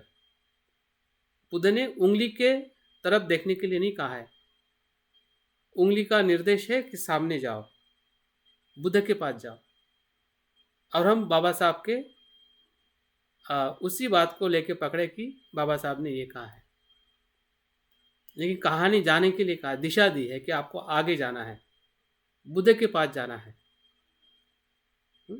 तो बुद्ध के पास जाने का अर्थ ये है कि हमने बुद्ध को उस प्रकार से देखना सीखना पड़ेगा। अगर हम नहीं देख पाए तो शायद हम वहीं पे उंगली के आसपास में ही हम घूमते रहेंगे और हमें पता नहीं चलेगा कि बाबा साहब हमें क्या निर्देश देना चाहते हैं। तो इस तीन काय का जो मूल स्रोत अगर हम देखते हैं कि ये कहाँ से निर्माण हुई है, जैसे कि मैंने कहा है कि ये बुद्ध के जीवन काल में ही इसका अस्तित्व था, लेकिन बुद्ध के महापरिनिर्वाण के बाद जो परंपराएं विकसित हुई और अपने आप को स्थापित करने लगी, वैसे वैसे कुछ हमें उसमें विकास होते हुए या उसमें थोड़ा अलग अलग विचार या अलग अलग मत हमें दिखाई देते हैं। तो थेरवाद परंपरा में बुद्ध की दो काया को स्वीकार करते हैं, जिसे हम निर्माण काया कहते हैं, जन्म से लेके उनके मृत्यु तक, और उनकी धर्म काया मतलब उनकी बताई हुई शिक्षा को वो धर्म की काया पे स्वीकार करते हैं। और बुद्ध ने भी महापरिनिर्वाण सूत्र में आनंद के साथ वो संवाद करते कि भगवंत आपके जाने के बाद इसका कौन आधार रहेगा।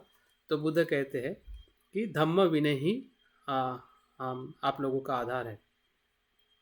तो जो धम्म बताया है और विनय बताया है वही बुद्ध की धम्म काया है थेरवाद परंपरा में।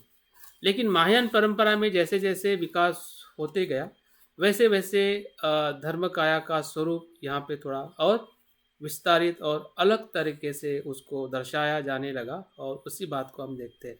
धर्म काया सिद्धांत जो है पहली बार ईस्वी सन पूर्व शताब्दी रचित जो अस्त्र शास्त्री का पारमिता सूत्र जो है, अष्ट शास्त्री का 8000 सूत्रों वाला, इसकी व्याख्या जब महायान परंपरा में होने लगी या उसकी चर्चा होने लगी, उसका परीक्षण होने लगा, और वहीं से महायान में हमें तीन काया का विकास होते हुए दिखाई देता है। अगर हम नागार्जुन परंपरा का देखते हैं कि शुरुआत पहली शताब्दी दूसरी शताब्दी से लेकर तीसरी अंत तक, तो सिर्फ दो ही काया उसमें दिखाई देती है, निर्माण काया और धर्म काया। लेकिन उसके बाद में जो आए हुए आचार्य जो है उन्हीं की परंपरा से योगाचार और विज्ञानवाद परंपरा में उसमें और एक काया का निर्माण होते हुए दिखाई देता है, वो संभोग काया। तो ये तीनों काया का क्या अर्थ है और क्या उसका अस्तित्व है। जैसे कि हम निर्माण काया को देखते हैं कि बुद्ध के, जिसे हम सिद्धार्थ गौतम बुद्ध कहते हैं, उनके जन्म से लेके महापरिनिर्वाण तक का जो शरीर है, जो 32 लक्षणों से और 80 अनुलक्षणों से हमें पूर्ण दिखाई देता है। बुद्धत्व प्राप्त होने के बाद उनकी जो चर्या रही है वो सभी निर्माण काया का अस्तित्व है। वो पूरी तरह से सभी परंपराएं स्वीकार करती है, जो हमें भी पता है। और धर्म काया जो है बुद्ध का यथार्थ रूप है, जिसे हम दूसरी भाषा में संबोधि का भी अनुभव कह सकते हैं, कि जो बुद्ध ने संबोधि को प्राप्त किया है, ज्ञान को प्राप्त किया है, जिसे हम दूसरी भाषा में धर्म काया कहते हैं, उसको हम देख सकते हैं। बीच में जो संभोग काया जो निर्माण हुई है, जो विशेषता योगाचार और विज्ञानवाद के समय में निर्माण हुई, 4वीं शताब्दी से लेके आगे के समय में, क्योंकि उनको कहीं न कहीं इस बात का अनुभव हो रहा होगा या हुआ होगा कि बुद्ध के धर्म काया का जो संवाद जो है, हाँ, या उसका संपर्क करने के लिए ऐसे किसी अस्तित्व का स्वरूप का निर्माण होना बहुत ज़रूरी है। जिसे हम संभोग काया कहते हैं कि आनंद देने वाली काया, ये बुद्ध के विभिन्न गुणों को अभिव्यक्त करती है या बोधिसत्व के गुणों को अभिव्यक्त करती है। जैसे कि जैसे हमने देखा कि मंजूश्री बुद्ध है, बोधिसत्व है, अवलोकितेश्वर बोधिसत्व है, या बुद्ध के तौर पे अमिताभ है, वज्रसत्व है। तो ये सभी जो बुद्ध और बोधिसत्व जो है कि जो आदर्श रूप में धर्म काया के गुणों को, विभिन्न गुणों को वो हमसे संवाद करता है, हमसे इंटरैक्ट करता है या हम उससे इंटरैक्ट करते हैं। अभी वो इंटरैक्ट इसलिए करता है कि वो धम्म काया का क्वालिटी है, वो तो अस्तित्व में है। क्योंकि बुद्ध का जो धर्म काया जो है, हाँ, वो कैसी है, वो हमेशा बनी रहती है, भले निर्माण काया हो या ना हो। बुद्ध स्वयं कहते हैं कि मेरे पहले भी सत्य था, मैंने प्राप्त किया, ये भी सत्य है, और बाद में भी लोग सत्य प्राप्त करेंगे। अगर बुद्ध ऐसा कह रहे हैं तो वो इसी का ही संदर्भ है, वो इसी के बारे में बात कर रहे हैं कि यही सत्य है और सत्य हमेशा विराजमान होता है। वो अपने स्वरूप में रहता है। अगर उदाहरण के तौर पे अगर हम अनुभव कर सके तो अनित्यता बुद्ध के पहले भी थी, बुद्ध ने भी ढूंढी, हमें भी बताया, और आज इस क्षण में भी हम अनित्यता का अनुभव कर सकते हैं, निर्वाण का अनुभव कर सकते हैं, या शून्यता का अनुभव कर सकते हैं, प्रज्ञा करुणा का अनुभव कर सकते हैं। तो ये अनुभव करने की जो सत्यता है या जो उसका अस्तित्व है, वो हमेशा, भले वो साहित्य में लिखा हो ना लिखा हो, या व्यक्ति कोई बौद्ध हो या ना हो, या परंपरा को मानने वाला हो या ना हो, या जानने वाला हो या ना हो, फिर भी उसके जीवन में, उसके अस्तित्व में या इस ब्रह्मांड में वो सत्य का होना ही धर्म काया है। और उस धर्म काया का जो संवादिक स्वरूप है कि वो लोगों से संवाद कैसे करेगा या हम उससे कैसे संवाद करेंगे, उस संवाद को स्थापित करने के लिए या उसके गुणों का आनंद लेके हम उस धर्म काय के तरफ जाने के लिए, संभोग का एक प्रकार का मार्ग है, एक प्रकार का ब्रिज है कि जो ब्रिज हमें इस संसार से, या संसार में जो हम आनंद मना रहे हैं, अगर हम काम छंद की बात करें तो काम छंद में हम जो फंसे हुए हैं, हम धम्म छंद की तरफ अग्रसर होते हैं। और धम्म छंद के अंदर जो बुद्ध के विभिन्न गुण हैं, विभिन्न बुद्ध बोधिसत्व है, उनके साथ संदर्शन करते हुए, उनके गुणों के साथ एकरूप होते हुए हम उसके और आगे जाने का या धर्म काय की तरफ जाने का हम प्रयास करते हैं। तो एक प्रकार से वो हमारे आधार है। जैसे कि शील को हम आधार कहते हैं, तो संभोग काया भी एक प्रकार का शुद्धिकरण की प्रक्रिया है।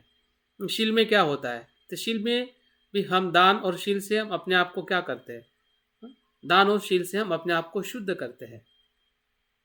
तो इधर अगर हमें समझ में आ रहा है दानशील करने से हम शुद्ध होते हैं, तो जो हमें अभिव्यक्त होते हुए दिखाई देता है काया और अपने वाणी से, यहाँ पे ध्यान के अंदर डायरेक्ट चित्त के साथ, चित्त की डायरेक्ट शुद्धता जो है वो इसमें हमें करनी होती है। और इसलिए जो विज्ञानवाद है काफ़ी लोगों को उस समय प्रभावित किया, और उसी के आधार पर वज्रयान की परंपरा आगे जाते हुए हमें दिखाई देती है। देखते थोड़ा और उसका विस्तारित स्वरूप क्या हो सकता है धर्म काया का। सिर्फ मैं पढ़ के बताता हूँ ताकि थोड़ा आपको और इसकी जो रूपरेखा है या उसका स्वरूप हमें पता चले। धर्म काया का अर्थ जैसा मैंने पहले बताया कि वो सत्य शरीर है। धर्म काया परम है, सभी चीज़ों प्राणियों में एकता रखती है, सभी पदार्थ घटना को वो अव्यक्त करती है। शरीर काय, धर्म काय अस्तित्व या किसी भी अस्तित्व से वो परे नहीं है, वो अवधारणा से परे है। जो चोग्यम टुंगपा जो तिबेटियन लामा है, उन्होंने धर्म काया को मूल और अजन्मपन का आधार कहा गया है। हुँ? ये धर्म काया जन्म और मृत्यु से पर है। हुँ? और जन्म और मृत्यु के पर है, मतलब वो अनंत और असीम है। इस अर्थ से बुद्ध की धर्म काया को या बुद्ध के सत्यता को या संबोधि को बुद्ध की काया के रूप में हम देखते हैं। धर्म काया एक विशेष स्थान नहीं है, इसका कोई विशेष स्थान नहीं है। जैसे कि निर्माण काया का एक विशेष स्थान समय हम दिखाई देते हैं कि बुद्ध इस समय में जन्म हुए, यहाँ पे उन्होंने इस समय में बुद्धत्व प्राप्त किया या इस समय में उनका महापरिनिर्वाण हुआ। वो स्थान स्थान समय सापेक्ष में दिखाई देता है। लेकिन बुद्ध की जो धर्म काया जो है उसका कोई स्थान नहीं है, वो निरंतर वैश्विक स्तर पे वो निरंतर बनी रहती है।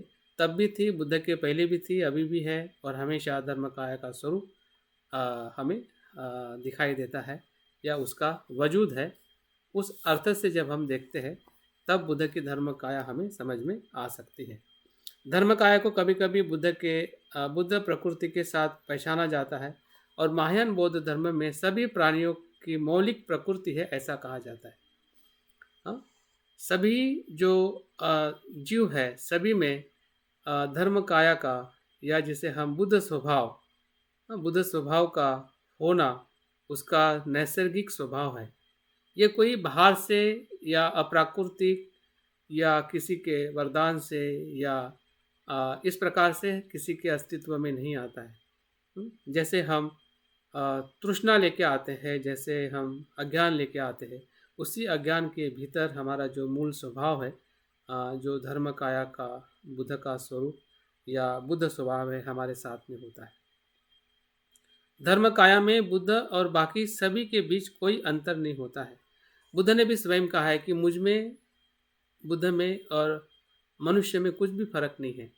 बुद्ध सभी को समान देखते हैं। जिस प्रकार से मैं बुद्ध हुआ हूँ और सभी लोग बुद्ध हो सकते हैं। तो ये बुद्ध का जो स्टेटमेंट है वही बुद्ध के धर्म काया को भी अभिव्यक्त करता है। धर्म काया सभी अवधारणात्मक रूप से परे है, पूर्ण ज्ञानोदय है, ज्ञानोदय का प्रतीक है या पर्याय है।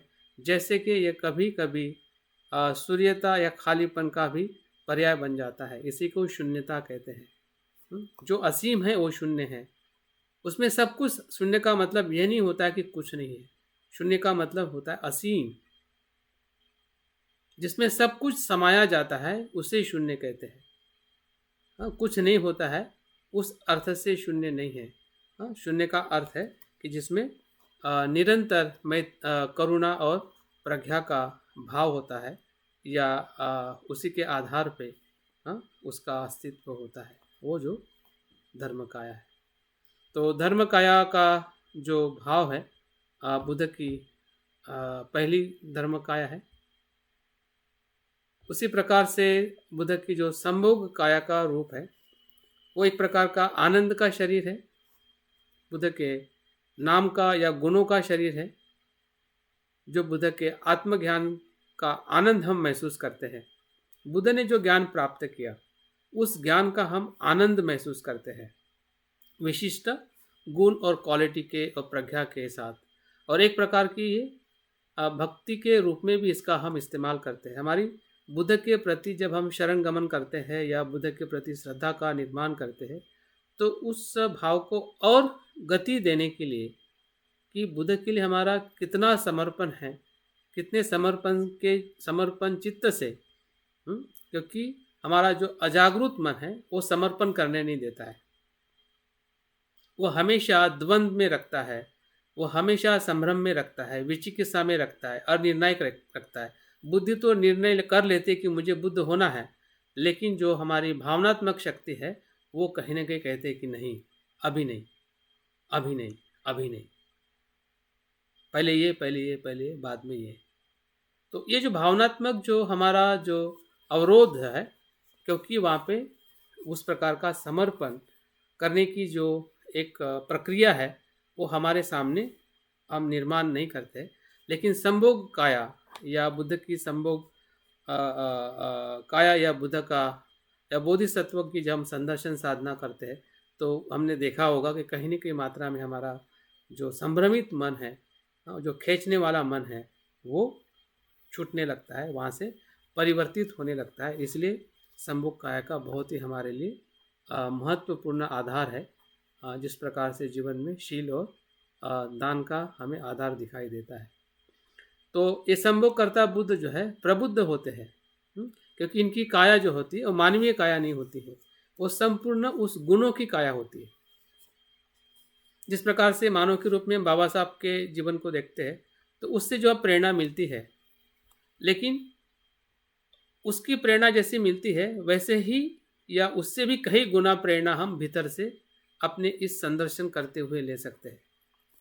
क्योंकि हमारा मन जो है डायरेक्ट उस बुद्ध के साथ या बुद्ध के उस क्वालिटी के साथ संपर्क करने लगता है और वैसे हम बनने लगते हैं। हो सकता है कि बाबा साहब को सुनते पढ़ते हुए हम बोधिसत्व नहीं बन सकते। हमें लगता होगा कि बाबा साहब ही बोधिसत्व है, मैं नहीं, मैं ऐसा नहीं कर सकता हूँ, मैं ऐसा नहीं बन सकता हूँ।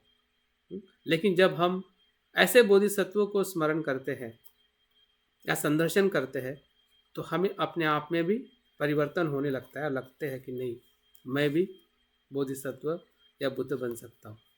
तो ये जो भाव जो है वो इस संभोग काया का सबसे महत्वपूर्ण परिणाम है, जिसके वजह से ये काया बहुत ही हमारे लिए महत्वपूर्ण है।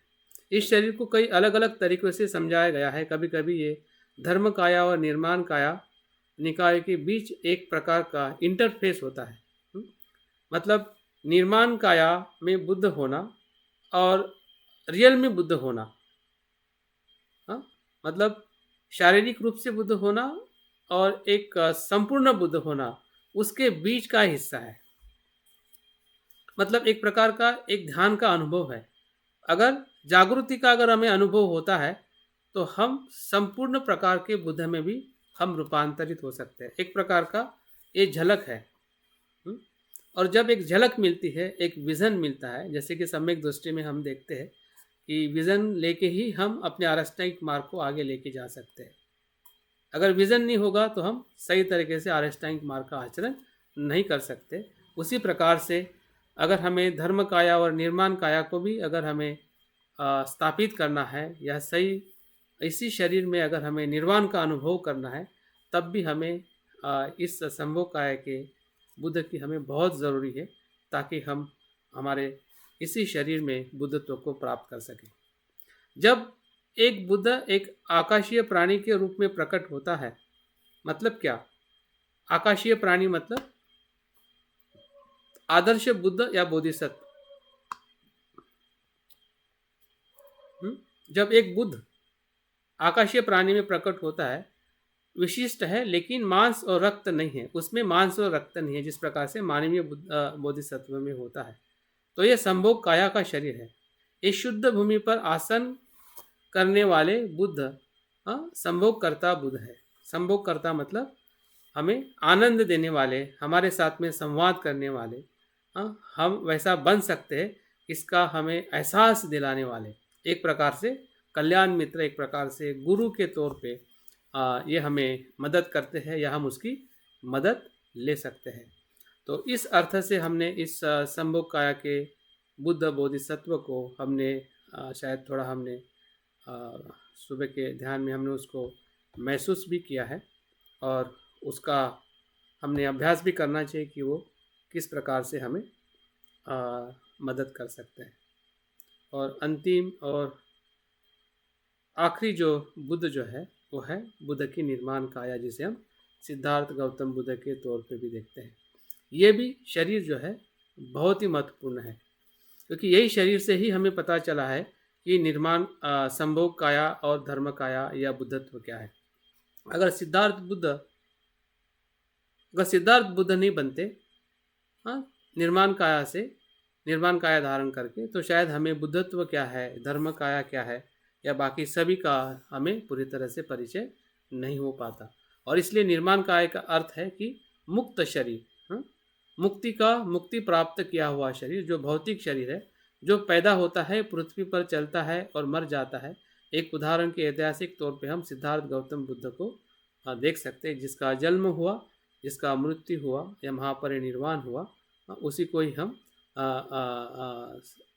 निर्माण काया कहते हैं, जो हम साहित्य में या अक्सर हम उसके अनेकों जगहों को हम विज़िट करके हम देख पाते हैं कि उनका जन्म और बुद्धत्व कहाँ पे उनको प्राप्त हुआ है। तो ऐसे बुद्ध को हम या बुद्ध की हम इसे निर्माण काया कहते हैं।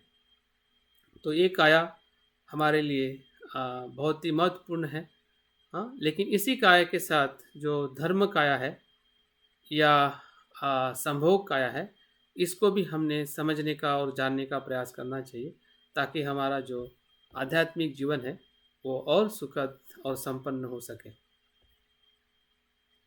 और आगे वज्रयान का जो विकास हुआ है, तो उसमें और 1 और 2 काया को और उसको विकसित किया गया है। हाँ, जिसमें चौथा प्रकार की काया स्वाभाविक काया के तौर पे कहा जाता है। ये स्वाभाविक जो काया है वो धर्म काया का ही एक सूक्ष्म स्वरूप है, जिसे हम ज्ञान सत्व कहते हैं या वज्र सत्व कहते हैं। और उसमें और एक प्रकार की काया का वर्णन किया गया है, उसको महासुख या परम आनंद का शरीर कहते हैं। हाँ, जैसे कि बुद्ध ने बुद्धत्व प्राप्त करने के बाद में जो 5 सप्ताह अलग अलग जगह पे जो उन्होंने उनके परम आनंद को अनुभव करने के लिए जो बिताया था, तो उस अनुभव को भी हम देख सकते हैं कि बुद्ध का जो महासुख का जो आनंद है, हाँ, वो भी एक प्रकार की बुद्ध की काया है। तो इस प्रकार से बुद्ध के तीनों काया और उसके बाद में वज्रयान में भी जो और 2 काया का जो विकास हुआ है, वो सभी का एक ही मकसद है, एक ही सत्यता है, जो सत्यता का जिस सत्यता को हम बुद्ध के अस्तित्व में ही देख सकते हैं, जो अस्तित्व हमें बुद्ध के ऐतिहासिक जीवन से लेकर या उसके बाद में जो भी बौद्ध धर्म का विभिन्न परंपराओं में जो विकास हुआ है, जिसे हम महायान या योगाचार और विज्ञानवाद और आगे वज्रयान परंपरा कहते हैं, वो सभी एक ही बात को हमें समझाना चाहता है या हम समझना चाहते हैं कि जीवन का जो सत्य जो है वो सापेक्ष होने के साथ साथ में वो निरपेक्ष सत्य को भी हमें समझना है। तो बुद्ध की बोधिसत्व के रूप में संभोग काया या बुद्ध के रूप में पंचध्यानी बुद्ध के रूप में संभोग काया, वो एक प्रकार से हमें निरपेक्ष सत्य की तरफ ले जाने का वो मार्ग है। क्योंकि सापेक्ष सत्य भले वो प्रतित्व समुत्पन्न हो, हमें ये पता चले, या हमारा जो वैचारिक या जिसे हम रैशनल थॉट कहते हैं, वैचारिक जो हमारा तर्क भी सही हो, लेकिन उस तर्क को ही हम सत्य नहीं कह सकते हैं। क्योंकि सत्य का दूसरा जो पहलू जो है वो विमुक्ति का पहलू है, निरपेक्ष सत्य का पहलू है, कि जिस निरपेक्ष सत्य को ही बुद्ध ने परम सत्य कहा है। वही तत्वता है, वही बुद्धता है, वही बुद्ध रूप है, वही बुद्ध का परम ज्ञान है। और उस ज्ञान को प्राप्त करना ही सभी बौद्ध परंपरा का और शिक्षा का मुख्य आधार है। तो इसके आज के सत्र में मैंने बताने का थोड़ा प्रयास किया है कि बोधिसत्व या बुद्ध की जो विशेष प्रकार से 3 प्रकार की जो काया है, वो किस प्रकार से हमारे जीवन, हमारे आध्यात्मिक जीवन के साथ में संबंधित है, और हमने उसको कैसे समझना चाहिए ताकि हमारा आध्यात्मिक जीवन और गतिशील और परिणाम कारक हो सके। मैं अपनी बात यहाँ पे पूर्ण करता हूँ। आप लोगों ने सुना, इसलिए बहुत बहुत साधुवाद। जय भीम, नमो बुद्धाय।